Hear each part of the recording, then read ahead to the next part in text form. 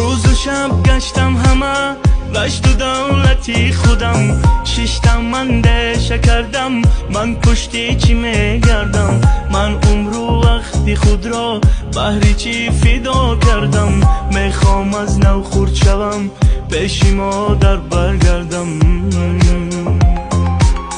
دیدم اشکی پیشوایم بهری ملت میگیریست همون ساعت فهمیدم بزرگی او در چیست به خود دادم سوگندم بهری ملت می جنگم تاجیکم تاجیک زبان جانم بهرتون تاجیکستان وپیش